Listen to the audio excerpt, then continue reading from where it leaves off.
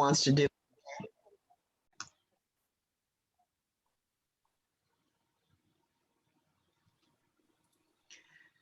Good morning, and thank you for taking time to be with us here today.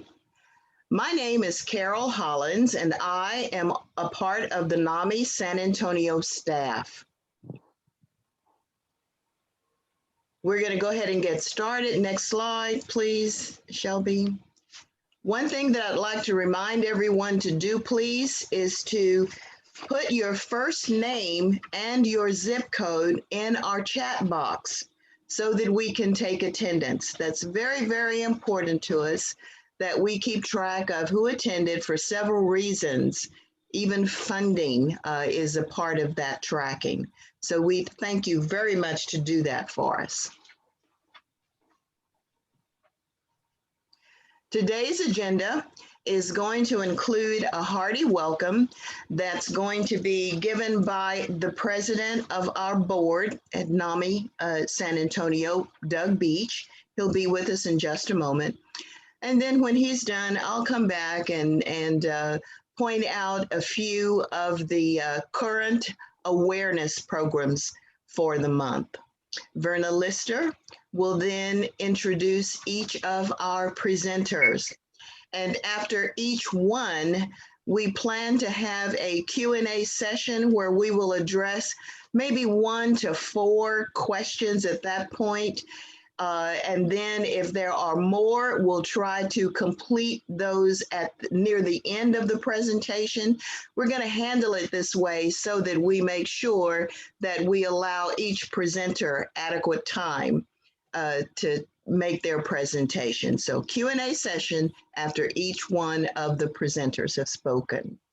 Then our presenters are going to be with us, and then we'll move on to announcements and then a closing. And on that note, Doug Beach, we're going to ask you to take care of the welcome, please. Yeah, thank you, Carol. And it's really great to have everybody. We're still on virtual. It's good to be seeing everybody. Today's topic, men's mental health. I figured I better show up because I'm interested in mental health and in my own mental health. I want to thank each of our speakers, and I think what will be interesting today is the different perspectives that we will hear about. And it just goes to show you that men are not just a monolithic group. Lots of different perspectives and things that we need to pay attention to on our own mental health. So thank you, everybody, for being here. And also thank you to the committee for putting all this together.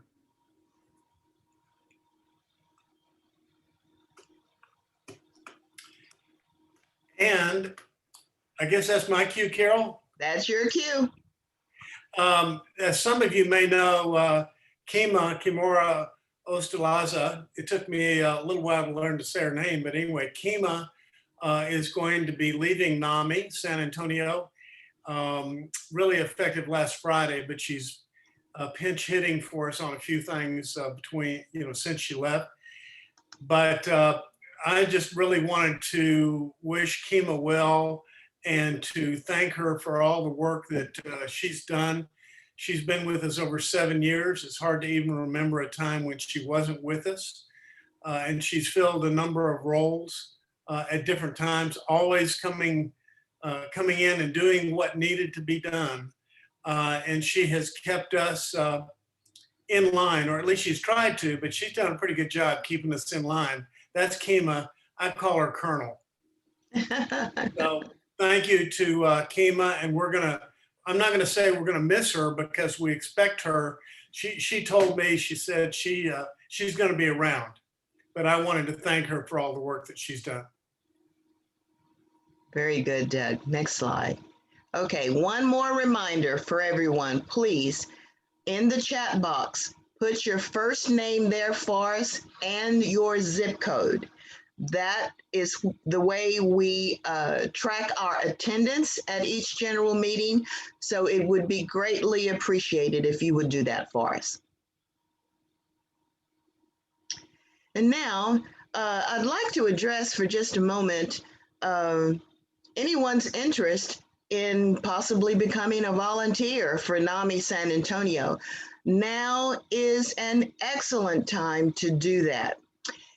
When you join NAMI as a volunteer, you become part of America's largest grassroots organization that's dedicated to improving the lives of persons living with serious mental illness and supporting family members and others who care. Now, pre-COVID, it was pretty easy for us to have volunteers to come and serve with us in various in-person settings. We had to pivot away from that, during COVID, but now as we are preparing to go back in person later in the year already, it's time. We need you volunteers. If you would go to our NAMI San Antonio website, which is listed for you here, www.nami-sat.org, there is a link there that you can click on. It's called Get Involved. And once you click on that link, there is another link that will appear that actually says volunteer. Click on that volunteer link, and there is a very user-friendly volunteer form that can be filled out. After you do that and submit it, it will be routed to the proper person for processing, and we will be in touch with you. But we really, really, really do need volunteers, and we're hoping that you would consider becoming a volunteer for NAMI San Antonio. And also, at this point, I'd like to make mention that we want you to become a member as well. There's a link there right above volunteer. It says be a member.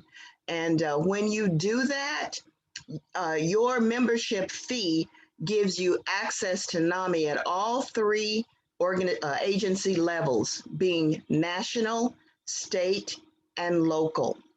You only pay one fee and you have access to all three. We really, really need to work on building up our membership in the city of San Antonio, where we have almost a 2 million count population. And so we know there's plenty of people that need to be served. So please consider doing that. Next slide. Now, June is Men's Mental Health Awareness Month, as Doug has mentioned, and we hope that today's program is going to end up giving you an awful lot of information regarding this particular awareness. Next slide. It's also Pride Month. In the month of June. I've always just loved those colors. But June is Pride Month, and one of our speakers today will go into more depth as far as the LGBTQ A1 plus community, and I probably fouled that up, but he'll straighten it all out for us, okay? But he's going to address that, the Pride Month in regard to men's mental health this month, okay? One last time, please do put your first name and your zip code in the chat box to help us track attendance. And with that, Verna is going to begin to introduce our presenters today. Verna?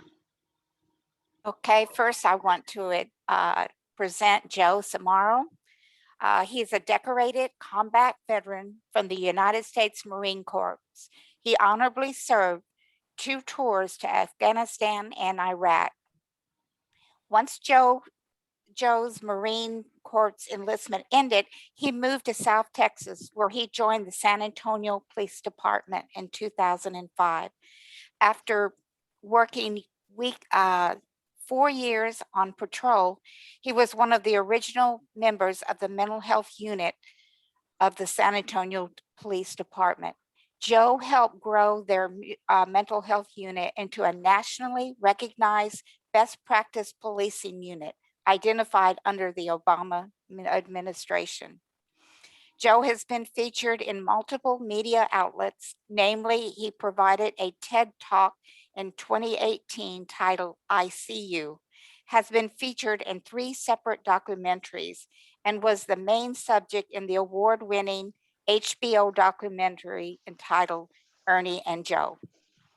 Joe now has left the San Antonio Police Department in September of 2020 to run his company full time. He has provided talks and trainings all over the country and does not hesitate to share his audacious goal of eradicating suicide within the first responder agency. Joe? Thank you, Verna. I appreciate it. I'm really excited to be here, and I hope that my audio is okay. It might be a little echoey, but hopefully you guys can hear me okay. Verna, are we good? Okay. All right. So as she said, my name is Joe Smaro. I'm super excited to be here and talk specifically about mental health, but men's mental health, which is in the month of June. And I am the CEO and co-founder of Solution Point Plus. And I'm just, again, really excited to be here. Sorry, I'm getting messages that my audio is not great. I don't like that. Anyway, so I titled my talk here. I've got 10, 15 minutes to talk about courage to become resilient and what that means. And I want to break down because as a man diagnosed with a mental illness, this is incredibly personal to me. I've been diagnosed with post-traumatic stress disorder and persistent depressive disorder from the VA. And I am actively engaged in treatment. I'm a huge advocate for therapy and coaching. And I think it's important that we have a community of people, which is why I love NAMI and what they stand for and what they do. Let's go to that first slide, please. So first, I think it's important when we talk about the courage to become resilient, that we understand what that means. And these are just straight definitions, but I want to break them down a little bit. So courage defined as mental or moral strength to venture, persevere, and withstand danger, fear, or difficulty. And I think specifically when we talk about mental health and men's mental health, we think of courage, we think of resilient, we think of perseverance, we think of danger, difficulty, all these like pictures or images come into our head when we're thinking about these different words. What does it mean to be courageous? I think sadly, we have in this country, but really mostly worldwide, I think we have created a culture of silence, a culture of suppression, I think a culture of fear. And while it says here, the venture to persevere, withstand danger or fear, I think we confuse that because I think our fear allows us or really forces us to almost shut down. Fear is a very powerful emotion that sadly prevents a lot of people from maybe wanting to stand up for themselves or ask for help or take that initial step.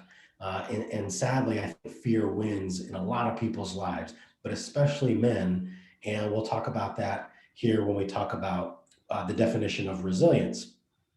But I wanna just offer a couple things first. As Verna mentioned, I did 15 years with the police department. Before that, I did 4 years in the Marine Corps, 2 combat tours, worked on patrol, and then I did 11 years on the mental health unit.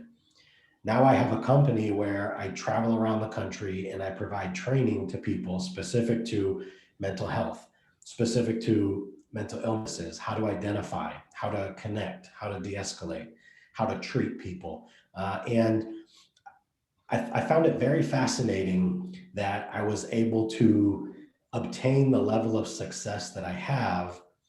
And it was confusing to me. But I think what it really came down to is the fact that because I am a man that has been in the Marine Corps, forgive me, other veterans on this call, but arguably the best, most difficult branch of all the branches. But because I have that background, because I was a police officer in the 7th largest city in the country, and I'm talking about feelings, I'm talking about mental health, I'm talking about my own diagnosis, I think it shocks so many people. And I really wish that wasn't the case. Now, I'm grateful that I have found what I call courage, which is sharing my story, doing that TEDx talk, putting my life out there in a documentary. To me, that's courage. Courage is not allowing fear or difficulty to win our days or to win our lives. And I think that we collectively should come together and redefine some of these terms like courage and resilience and toughness. And if we can transition to the next slide, specifically when it comes to resilience, this is the capacity to recover quickly from difficulties. And then this word is in the definition, and I wish it wasn't, the word toughness. I think when we talk about toughness, right, we think of, again, a certain picture, an image, maybe someone who's strong or looks, barrel chested, and what it means to be tough. And we don't always associate that with mental capacity or the ability to process emotions effectively. We tend to think of this as like a physical attribute. But I want you to, and when we talk about the capacity to recover, right, I picture like a tree kind of like wisping back and forth in a strong storm, and it goes back to center. So it's our ability to deal with things in life. And there's a great quote that I share from Dr. Susan David, who says, "The price of admission for a life well lived is suffering." Life is hard. And if anything that we can agree on over the last 16 months or so, 15 months, is that I think what COVID-19 has really done is that it essentially guaranteed that all people suffered from trauma on some level. We've all experienced trauma. We've all experienced loss, whether it's freedom, whether it's the ability to work with people, connect with people. We lost our jobs. We lost financial stability. We lost people's lives. There's been a lot of loss over the last year plus. And so we've all experienced trauma. And the sad part about that for me is that we have not all experienced the ability to know how, we haven't experienced the understanding of how to deal with that trauma, how to process that trauma. We don't all know about groups like NAMI, sadly. We don't know about advocacy groups that make it safe for us to come and talk about our feelings. But I want to take this one step further. When we talk about toughness, is think about, for the parents on this call, if you have children, and especially if you have a boy and a girl, and this is a cultural issue here, but for you fathers, right? If you have a daughter who's 3 years old and you're walking down the street and your daughter trips and maybe she scrapes her knee and there's a little blood and she looks up at you with tears in her eyes, you pick your daughter up, you coddle her, you give her kisses, you tell her it's going to be okay. You take her maybe to get ice cream, maybe you take her to the jewelry store, buy her a necklace. What we're essentially doing is we're saying, hey, little girl, daddy's got you. It's okay. Like, tell me how you're feeling, and I'm going to celebrate that. I'm here for it. I'm here to help you. Now let's fast forward or rewind. And let's say you're walking with your 3-year-old son, and the same thing happens. He trips, falls, scrapes his knee. There's a little blood. He looks up with tears in his eyes. How do we handle that as fathers? And most people, when I'm doing this in front of a live audience, would scream things all proud, like, we tell them to just rub some sand on it, throw some dirt in it, get up, I'll give you something to cry about if you're going to cry. And I ask them why they're doing that. And they say, well, because I want my son to be tough. And I think we've done a terrible disservice of what we believe it means to be tough. Because to me, what I tell them is that 3-year-old's going to become 10, become 20, 30, 50, 70. And what you're doing in those most important formative years is you're telling them, hey, as soon as you start feeling something, especially pain, shut it down. Hide it, suppress it, compartmentalize it. Do not deal with that. put it away. And then when they become older, they don't know how to process it. They don't know how to deal with it. And it's not their fault, which is why some of you husbands, your wives, like, yeah, I love you, but just, I never know how you're feeling. I can't ever get you to open up to me. I never know what's going on in your mind. And it's because most men are so afraid of communicating, and we lack that emotional intelligence to really thrive in life. I think it's one of the most important skill sets that we can have. And sadly, it's not something that's taught in grade school. And so we lack emotional intelligence. The world requires so much of us.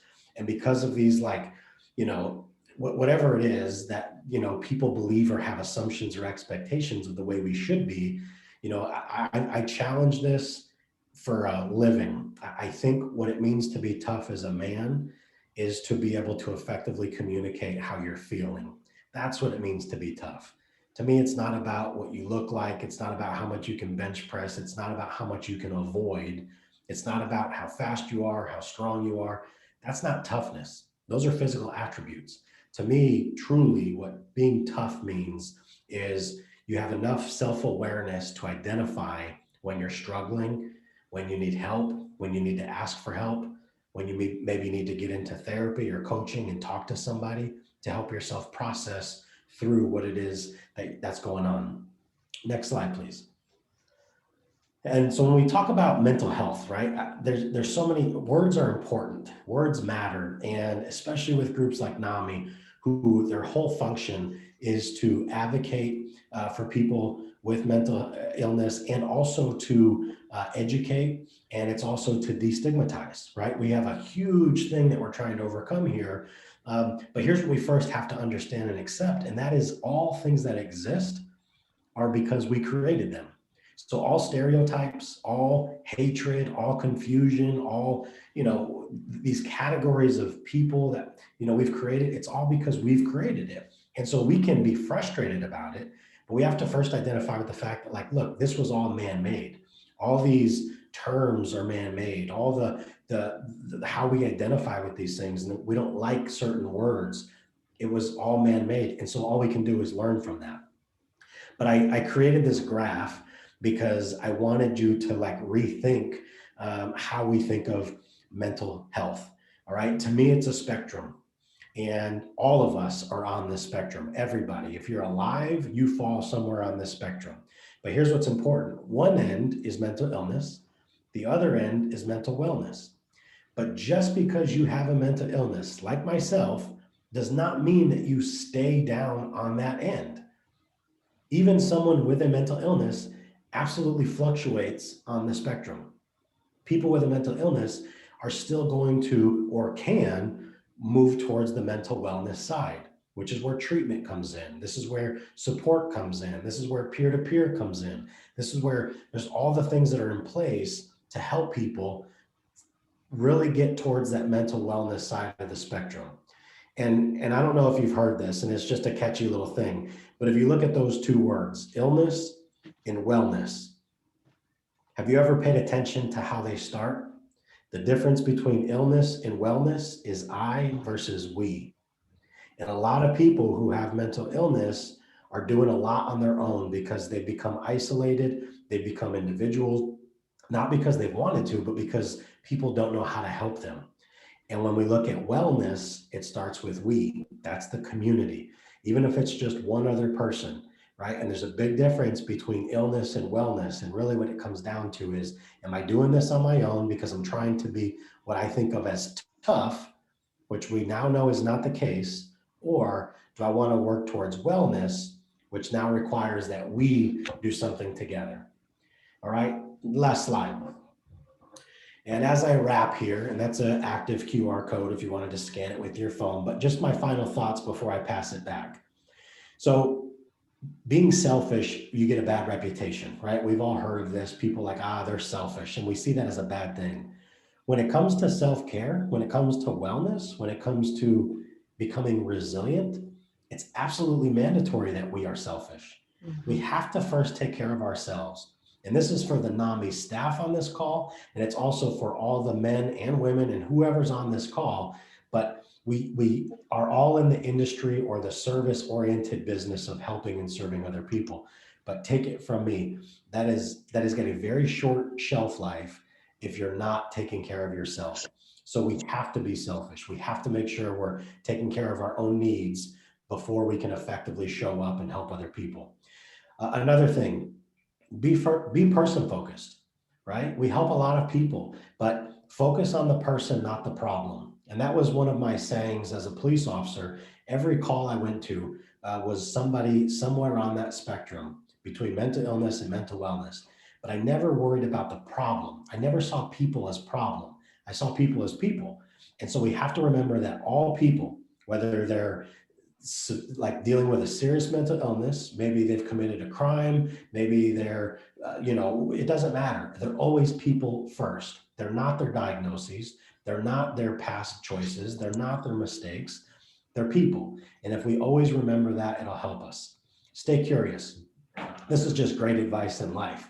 As soon as you start to assume that you know what's happening, you're probably at a disadvantage. So we don't want to assume anything. Stay curious, stay open, stay patient, and just ask yourself, what else could be happening? What else could this be? How else could I help this person? What more might be happening here behind this? Because remember, our eyes deceive us, all right? Our eyes deceive us. It's not always what we're looking at is the whole story. So we want to stay patient. We want to stay curious. And then the best life advice I've ever received is simple 2 words. And I think it's good for everybody. And it's simply just stay teachable. If we can stay teachable, we can go a lot further in life. So it's simply just own the fact that we don't know everything. Nobody is an expert in all things, right? We all have our area of expertise, but nobody is an expert in all things. And so let's exchange, accusations with conversations, and we'll just stay teachable. And again, as long as our intentions are good, the heart's in the right place, I stay curious, like help me better understand how I can serve you. And just as Verna opened up with, again, one of my great sayings, but, if we can all adopt this, but what does it actually mean when we say, I see you? Beyond their representative self, right? Beyond how they present, beyond what they're wearing, beyond what they live or what they have or don't have, but truly seeing the core of a person, the heart of a person. How can that benefit us as people who are offering services in the community and doing advocacy? So thank you again so much. That's my time. It's been a great pleasure talking with you. NAMI, Verna, thank you for inviting me to be a part of June as Mental Health Awareness Month for Men. Thank you. Thank you, Joe, for coming. And I love your final thoughts about self-care. That is so important. And I like the way you mentioned the NAMI staff and just everybody. We just need to stay focused on self-care. And then I love person focus. We teach that in our classes and our support groups, that we see the person first, not the illness. That is literally helped change a lot of lives, to see the person first. I love that. And then stay curious. My dad used to say, you're never too old to learn. And I think we need to keep learning more about mental health. So, and we need to stay teachable. Like you said, we don't know everything and we have a lot to learn. So I really appreciate it, Joe. Does anybody have any comments or questions for the chat box? Please put it in the chat box. But you just hit it right on, Joe, and really appreciate you presenting for us today. Thank you, Verna. I'm sure somebody has a comment on this. I just have one. Okay. Thank you, Joseph. My dad's a Marine and he's tough. So I know exactly what you're talking about as far as being taught how to be tough. But then, as I grew up, I had to unlearn all that, to be honest, especially being a counselor. So thank you. I appreciate it. I always think that it actually is being tough is saying, you know what, I think I need help, and getting the help. That's tough to me. 100%. That's the only way I can really say it. I see other men that are tough, but for me, it's like you haven't, you're limiting yourself because you're not learning, and you're paying the price through relationships, or bad relationships. So thank you. Thank you, Stephen, for your comment. And in the chat, we have awesome presentation. We'll need to revisit this. So much applicable to all of us. Excellent presentation, Joe. Thank you, from Carol.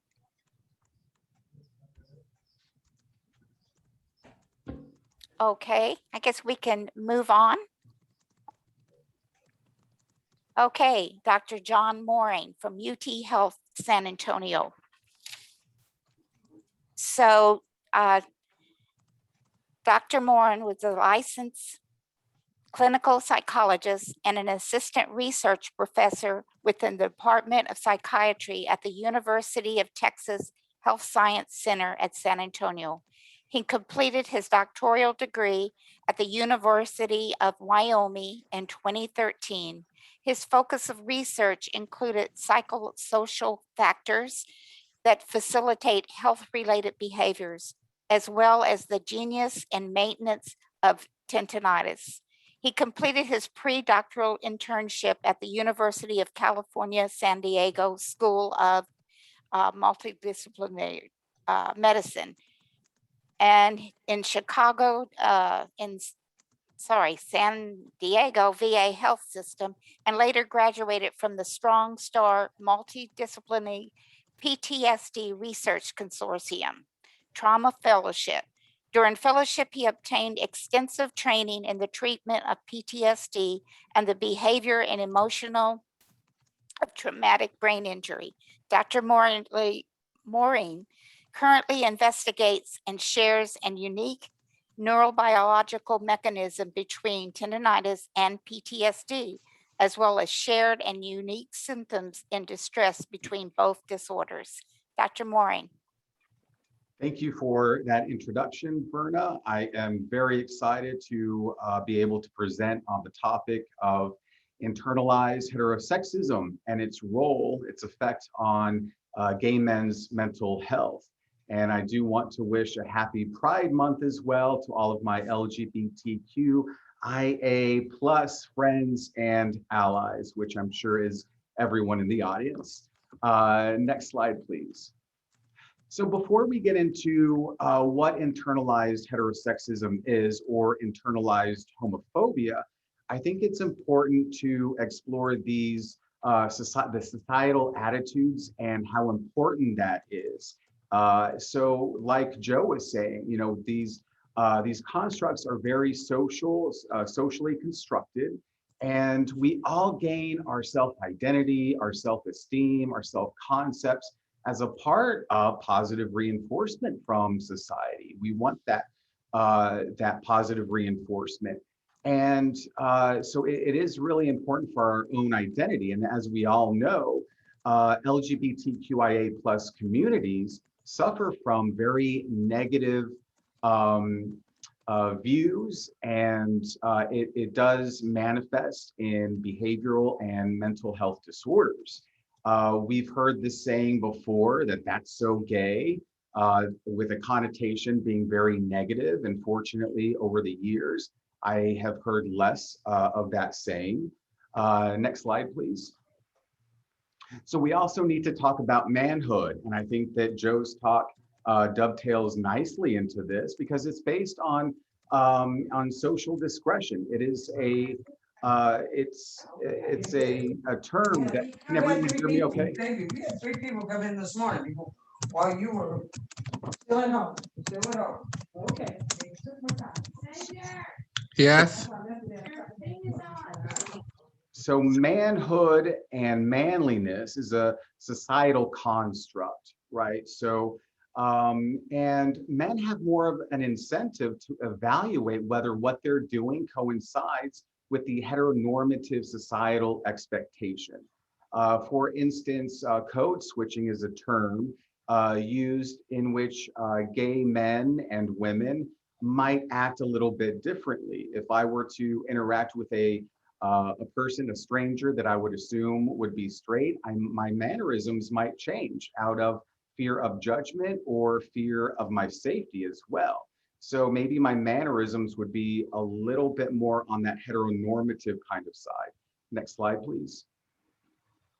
So one clear-cut way to display manhood, as you can imagine, is the amount of female sexual partners that a man has, or the commitment to a monogamous female relationship.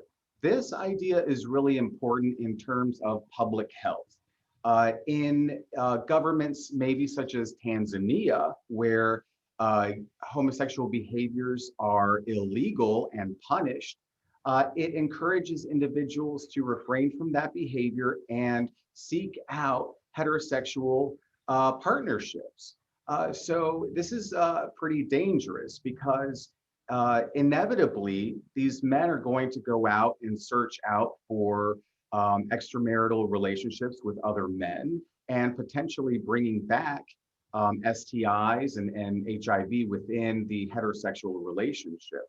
So I think that we need to move more toward a society that is very accepting and where this is more of a normative behavior. So deviance is associated with homosexuality. There's a discrepancy between what we are and then what society expects of us. And especially, you know, if we think about prejudice within the gay community, I think that words that would be thrown out would be disease, would be disgusting, pedophilia, disease, HIV, AIDS. There's a very negative connotation associated with homosexuality. It leads to lower self-esteem, self-hatred. There's also higher levels of sex guilt. So when individuals do engage in sexual behavior, they're a lot more guilty about it. They have lower self-esteem and poor self-concepts. Now, internalized homophobia is also called internalized heterosexism. I use those terms interchangeably. This is a very specific type of minority stress. It's applied to the gay community, LGBTQIA community.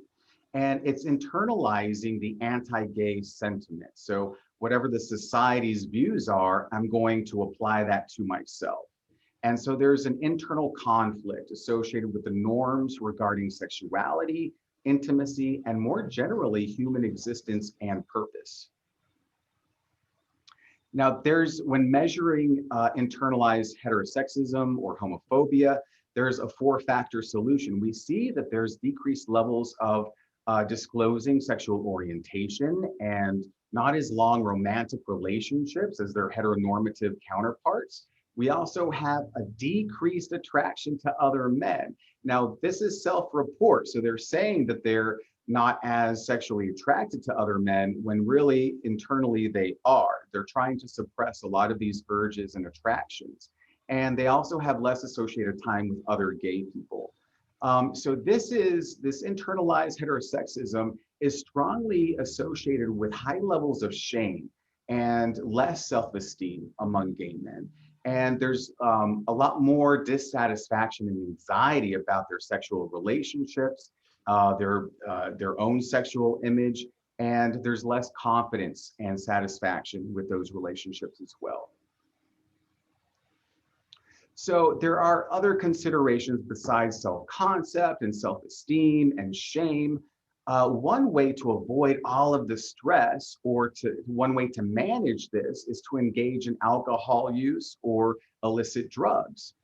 So this is a way to cope with all of the stress, and it's also overt self-destructive behavior. I've heard in clinical and non-clinical settings that, well, society is going to hurt me anyway, I might as well do it first, beat them to the punch kind of thing. So we have these cognitive sets. I'm a deviant, and this goes into the notion of cognitive dissonance. So we have the cognitions, and then we have the behaviors. If my cognitions are that I'm a deviant, my behaviors are going to more match what is expected of me or what I think about myself. So we can see this in smoking, alcohol use, risky sexual behavior. Individuals, gay men, are more likely to use drugs and alcohol, develop substance use compared to our heterosexual counterparts, and more likely to continue the drug use. The latest statistics show that at least 60% of the LGBT community engage in alcohol use, and 14% actually meet criteria for alcohol use disorder, which is really high. Next slide, please. So it's more than just drug use. This has far-reaching implications. So it is linked to seeking or having sex with other men. When I say MSM, I mean men who have sex with men, not necessarily gay or bisexual for that matter. The use of drugs and alcohol serve to enhance perhaps the sexual experience or facilitate that. If I'm really nervous or I'm not sure about this, then I would engage in that drug use. So it increases the capacity for individuals to engage in that sexual behavior or the longevity of that experience. And unfortunately, it also increases the capacity to engage in sex work potentially. So it facilitates disinhibition, but there's also concerns about safe sex practices. So if individuals are engaged in alcohol use or illicit drug use, it facilitates disinhibition. They're not going to be thinking through the steps necessary in order to prevent HIV transmission or other STIs and potentially spreading STIs with other sexual partners. Depression is also associated with higher levels of internalized heterosexism, and it moderates between the internalized heterosexism and frequency among gay and bisexual men and women. So if we think about IH, internalized heterosexism, that's kind of like the light switch. However, the depression is more of a dimmer switch that would predict how often and how much individuals are engaging in that unhealthy behavior. So gender role conflicts also both directly and indirectly via internalized heterosexism is related to self-esteem. Individuals don't really think that, just because you're gay, it does not change your chromosomes here. You are gay and a man. We need to start promoting gay men's health as men's health. So clinical implications when working with individuals who identify with LGBTQIA, we do need to assess for sexual history, heterosexual and same-sex partners, and those who identify as men who have sex with men. It's important to assess for substance use disorders, depression, anxiety, testing for STIs and HIV, and provide education on safe sex behaviors and practices. Also, harm reduction. A lot of times abstinence is not going to be the goal here. So maybe reducing the amount and the frequency of use. And we also need to provide referrals to receive that appropriate treatment. And most importantly, conveying compassion and acceptance within this community.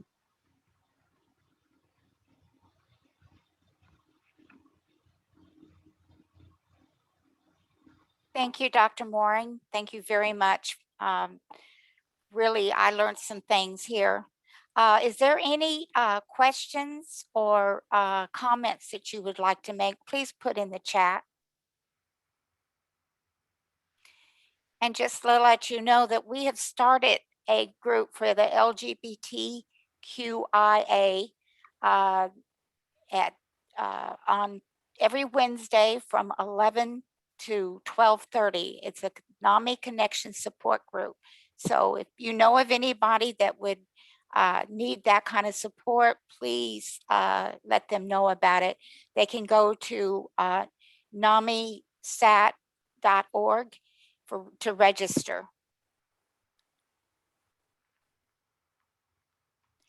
It says, John, I use pronoun definitions in my email signature now. So what do you recommend best practice, the she/her, etc.?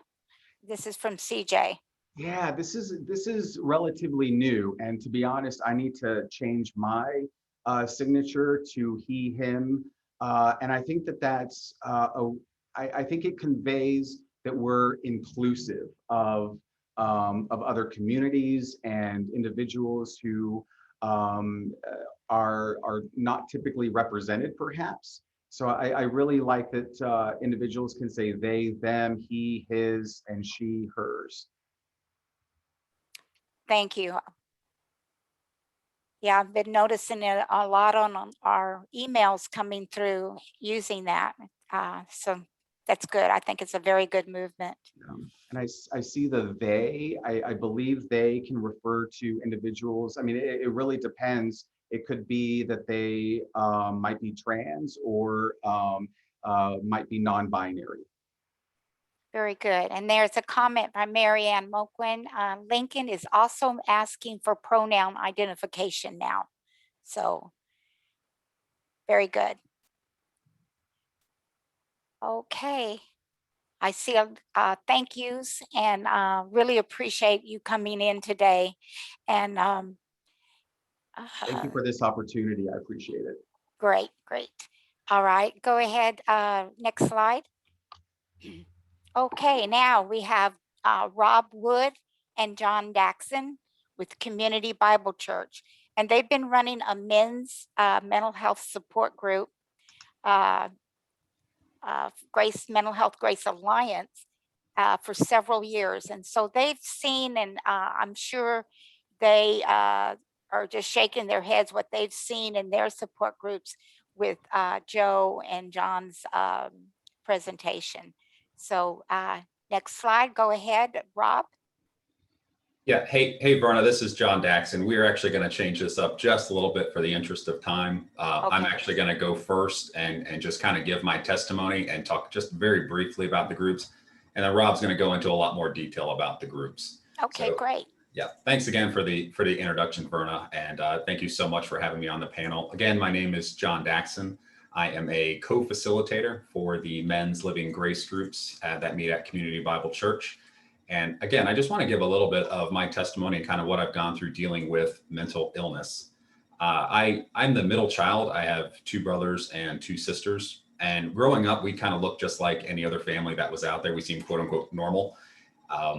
Played a lot with my brothers and sisters. We did all that type of stuff, but I was a very shy kid. I really had a hard time interacting with my peers. I was a people pleaser, so I didn't want to make anybody upset, to include my parents and anybody else that was in authority. And despite all my intentions to be good and to not make trouble, I always felt like I was bad. I just felt like there was something wrong with me, that I was odd. And I couldn't really figure out what it was, but I just felt bad. And although I grew up in the church, we were raised Catholic, I viewed God as a judge who was weighing my every kind of choice that I made. If I did good, he was happy with me. And if I was bad, then he was mad at me. And I felt bad a lot. So I always thought he was mad at me. And also in our family structure, we didn't talk about our problems. We just didn't.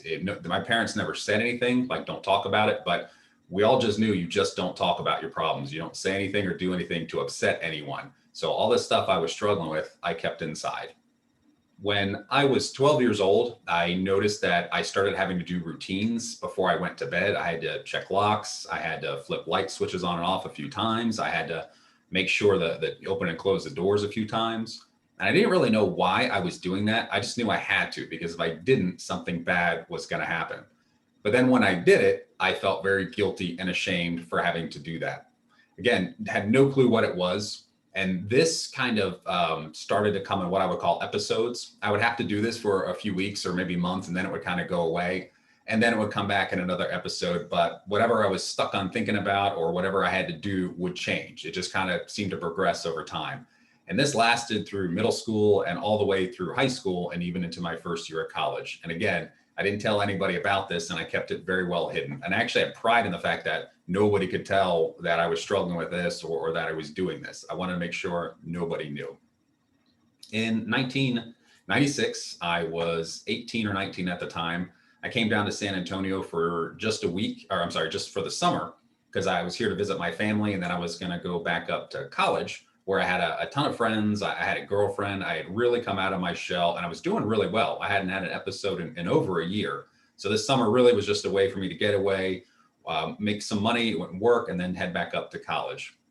Well, after about 3 weeks of being here in San Antonio, I had a major OCD episode. I started just could not get the thoughts out of my head. I started to become very anxious, very depressed, and very suicidal. I actually would have committed suicide had I had the means to do it.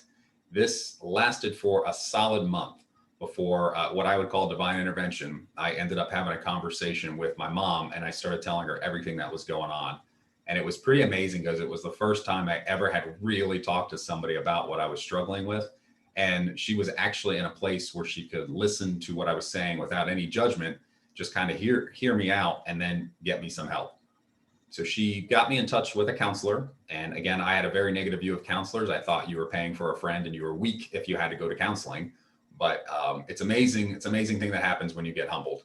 And I was very humbled, but I was also so thankful that I found a counselor who diagnosed me right away with obsessive compulsive disorder. I never really heard that before, didn't really know much about it, but it was so nice to have a label on what I had. It wasn't this mysterious thing anymore. And over the next few years, you know, he told me it was going to take about a year before I would finally be stable enough, which was devastating because I felt like I had to give up everything in my life that I had worked so hard to get. But he was right. I ended up staying in San Antonio for a year. And then after that, I just stayed down here because I had lost touch with my friends and I started going to college. And over the years, I really learned really learned about OCD. I learned kind of what caused it. I learned what my triggers were, the certain things that I would do that would kind of cause it to kick up. I really learned how to manage it. But more importantly, I started to learn how to connect with other people. I started to be more open and honest with how I was feeling. I started to be more comfortable sharing with people, especially when I was going through OCD. And more importantly, I think I started to learn who God was and how God truly saw me, because I had a lot of thinking that was just flat out wrong.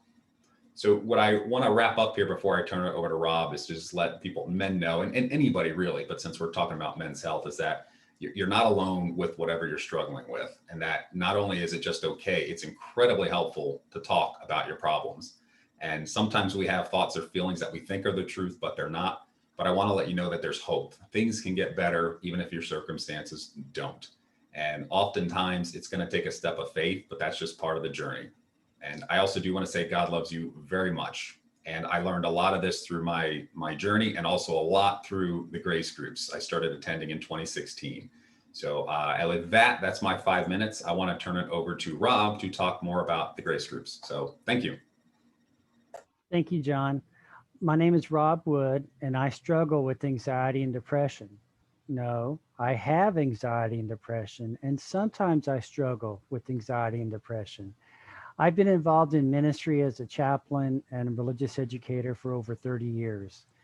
I have been suicidal twice during that time before I finally got help. I'm not completely healed, but I am on the recovery road. I still struggle with anxiety, but being on medication, being in a community of hope, and taking a holistic approach to healing helps me to cope during my difficult times. I'm here to tell you about the mental health groups at Community Bible Church. These are led by trained lay men and women who have a passion for helping others. John and I work with the men's group. Some of the men in our groups have schizoid personality disorder, bipolar, anxiety, depression, OCD, etc. We meet for about an hour and a half each week. We start out with checking in to give the men a chance to vent, to encourage each other, or even to tell some jokes. We follow that up with an icebreaker. One of the things we try to do is to match that icebreaker with the lesson for the day. This week's lesson is on whole health renewal, which is a holistic approach to recovery. So this week's icebreaker for the men is, what is your favorite meal? And you'll see why I have that question in just a second. After the icebreaker, we discuss the passage of scripture that relates to the lesson. Well, this week's scripture is Jesus feeding the 5,000. Now, how does that relate to mental health? Well, in the story, we're talking about whole health renewal. Jesus nourishes the needs of 5,000 men by feeding them. He cared for their hearts and minds by teaching them. And he recognized their relational needs by everyone participating together, eating, and in a miracle that occurs. The same is true of the mental health recovery for each of us. We care for the mind through education by exploring healthy thinking patterns. And John said, understanding our mental illness and knowing how to work through our cycles and our triggers. We care for the body by eating healthy, exercising, taking our medications, and by resting. We care for our spirit by engaging in spiritual disciplines and healthy reflection. We care for our relational needs by being part of a community, by reconnecting with friends, by serving others. By the way, it's been proven that when you're in a group, you heal faster than by being alone. Having a mental illness and isolating yourself is a lonely place to be. We find strength and healing in community. Now, after the scripture study, we discuss 4 questions. These are opinion questions that guide us in reflecting on the truth and reflecting on our lives. One of the questions this week is, what are the specific tools that help you manage negative thoughts or difficult times in your life? Now, as a conversation grows, we learn tools from each other. We discuss tools from previous lessons. We hear how some of these tools help some men, but yet they don't help other men. Now, our group consists of a wide variety of, I'll say, characters. We have fun. One group consists of cooks. Our group consists of a cook. There's computer programmers. There's even some pastors, ministers. There's some stay-at-home men, musicians, and salesmen, just to name a few, all walks of life. I've seen some men go through a difficult time until the medicine finally kicks in. I've seen some very high introverts start to answer questions on their own without being called upon. I've seen the men huddle around others who are struggling in the group. Some men have been part of the group for years, and they say they need the group as a way to keep them focused, to keep them on track. Now, the group is confidential. Everything that is shared in a group stays in the group. The only thing that gets shared is intent to harm self or others. And we always have a trained counselor present. The groups at Community Bible Church have grown over the years. When I first started, we only had a women's group and a co-ed group. Now we have groups for men, women, and co-eds. We also have groups for family members of those with the mental illness. And this semester, we have a group for women who have had trauma in their life. So I want to thank you for the time. Verna, the floor is yours, or shall I say the screen is yours. You can see it on the website, on the PowerPoint. You can see the first link is Mental Health Grace Alliance. That's where we get our curriculum. And then you can see a listing of our classes that we're currently offering. You can go to Community Bible Church under groups, select mental health groups, and then press search. Thank you. Thank you, John and Rob, for coming today. I'm so glad you were part of this. We're encouraging churches to have their faith-based support groups. And so we're hoping a lot of different churches, we can show them this video and show the importance of it. So thank you for John and Rob, what you do. Appreciate you coming and presenting for us today. Somebody commented, thanks for sharing your story, John. God is good. So, I like that. You didn't give up.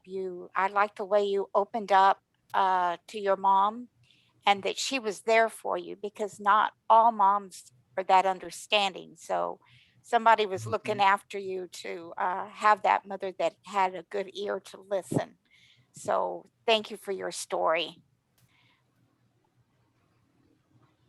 I don't see any more questions, but I think everybody got a lot out of this, that there is support out there and that you're not alone. So Carol, you want to take over? Next slide. Okay. All right. Just a reminder for everyone that our general meetings normally take place on the second Tuesday of every month, and you are all always welcome to attend. So the next one will be on Tuesday, July 13th, and we're going to continue the theme of LGBTQIA+, that's a mouthful, and mental health awareness. So welcome to next month also. Next slide. And on that note, we're going to hear for a moment from Janie Swatzel. She's going to tell us about a really exciting event coming up. Come and join us for the NAMI San Antonio Wellness Wednesday on June 16th from 1 to 2:30. Come and learn the methodical approach to draw these complicated patterns and have some fun. All you need is a pen, a pencil, and some paper, and the rest will come from me. I will give instructions. Thank you. Thank you, Janie. We're really looking forward to that, you know, and one of our presenters earlier was addressing self-care. I can't think of a better way, you know, or a more fun way to be involved with self-care. So we're looking forward to that, Janie. Now I'd like to give you just a bit of information about NAMI's signature education classes. We have several, namely NAMI Basics, NAMI Family to Family, Peer to Peer, Homefront, and our Spanish Family to Family courses. Let me address each one separately for just a moment. The NAMI Basics class is a free, in fact, all of our classes are free for our participants, but NAMI Basics is a free 6-week class, and it's intended for parents and other family caregivers of children and adolescents who have either already been diagnosed with a mental health condition or who are experiencing symptoms. You don't have to be diagnosed to participate in the course. And we'd love to have you there. It's normally a 6-week longevity on the same evening for 2.5 hours. The way to register for all of the classes that I'm going to address is by emailing me, Carol Hollins, and there is my email address on the screen, carol.h@nami-sat.org, and I will be in touch with you within 24 to 48 hours. Then we have our NAMI Family to Family class, which is a free 8-session program. And it is specifically for family members, partners and friends of adults that are 18 years and older who actually live with a mental illness. So we're speaking to caregivers of, or we're teaching caregivers of someone who has a mental illness.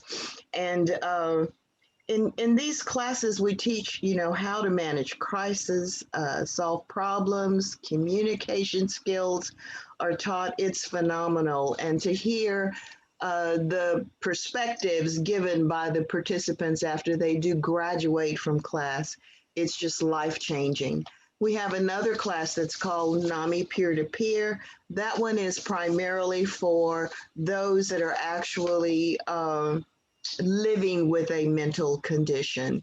And all of our classes are led by teaching leaders that have lived experience.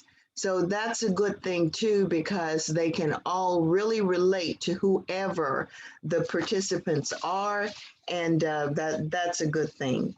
Now, later in the year, we're going to begin offering a NAMI Homefront class.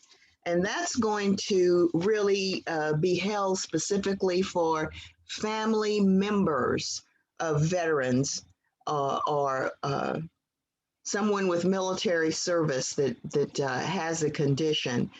So we're really looking forward to getting that one off the ground too. Just keep taking a look at our website for announcements, and we have our marketing and development manager has begun to advertise on various social media venues, and so there are many places where you can go to look for information on our classes coming up.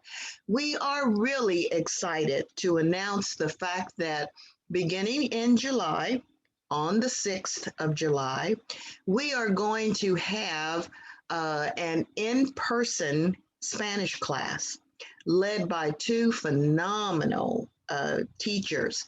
It's been such a long time since we've been able to service the Spanish community like we would have loved to do, but we're going to do it again at St. Bridget Community Catholic Church. Clemencia Prieto and Veronica Salinas are going to begin an in-person Spanish class. And again, well, the way to get into the Spanish class is by contacting either Veronica or Rosemary by telephone. And so that information is going to be published for you real soon as well. We're really looking forward to that. In addition, later in the year, we're hopeful that we're going to begin to be able to offer Spanish classes for all of the different class types: basics, family to family, peer to peer, and it's going to be a great thing. Okay, next slide. Verna.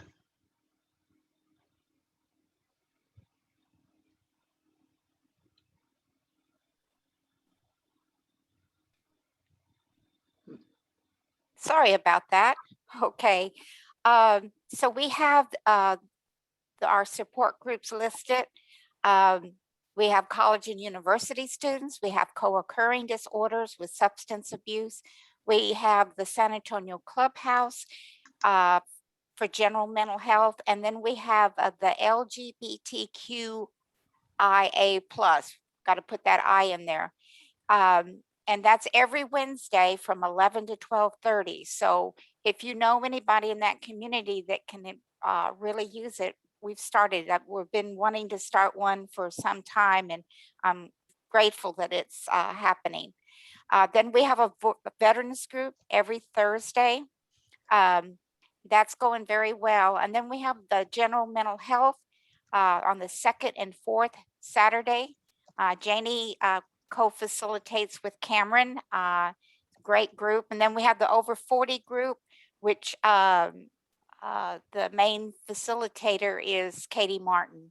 Anyhow, these groups are going well. We are expecting them to grow even more.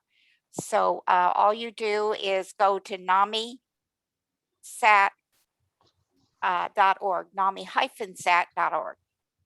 So next slide. Also, we've got 2 new family support groups, and these are all in person. So we're going to have one for the veterans families. The location will be announced. We're working on a location.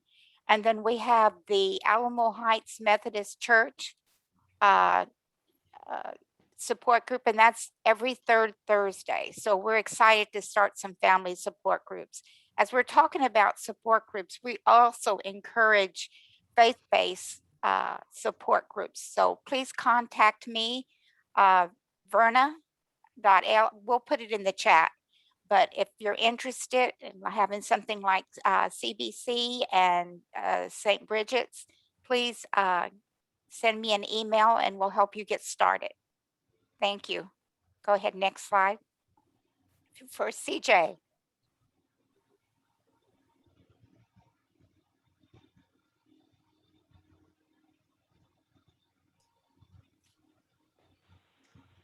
Hi, can you hear me? Yeah. Yes. Okay. Sorry, I'm using my phone for audio, but hi, thank you all. What a great general meeting, and how appropriate and timely. So thank you to all the speakers. The Pathways to Hope is an event that's coming up. We will be virtual for a second year. The dates are on the screen.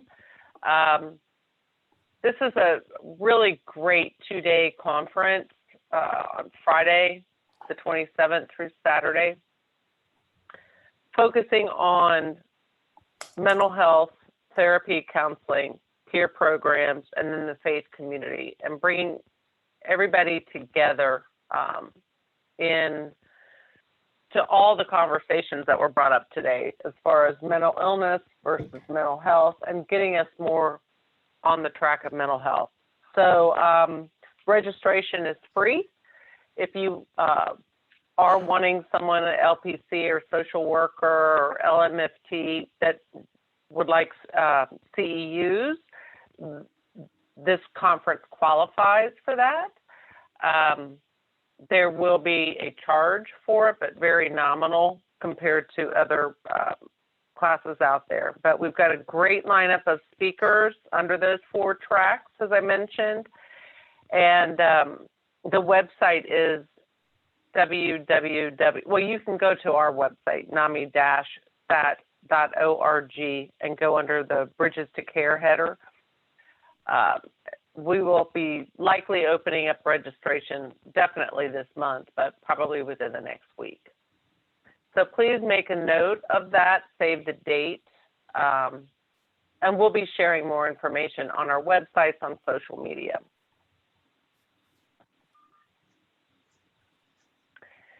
And of course, we've got a signature event, NAMI Walks. This year, it will be the same weekend as last year, which is World Mental Health Day, but that's on the 10th. This year, the event will be on Saturday, and we're calling it a United Day of Hope. Registration is open. The website has been live for a while. And I just ask everybody to, take a few steps, register and create a team. It costs you nothing but time. And then,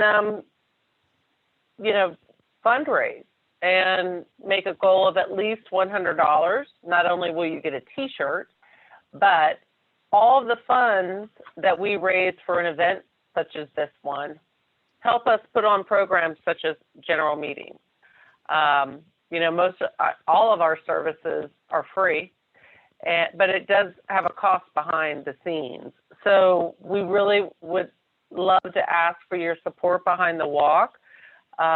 We are going virtual again this year for the second year, but we're looking into a hybrid to where we would be doing some events throughout the parks in lovely San Antonio, because we do have lovely parks and are known for that.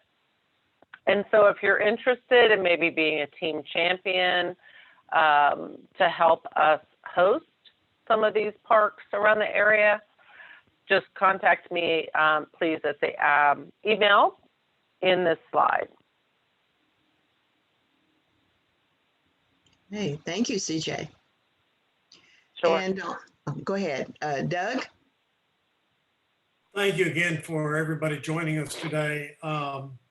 It was a great presentation. All 3 presentations were great, and I think it shows the diversity of our community and that everyone is welcome in NAMI, and really we're glad everybody was here. Thank you.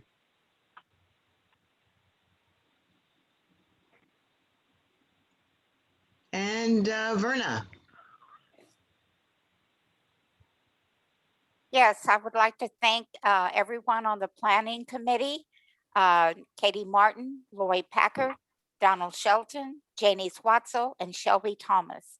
I tell you, I really appreciate this planning committee. They're doing a great job. So just want to thank everybody for coming today, and see you next month. Right.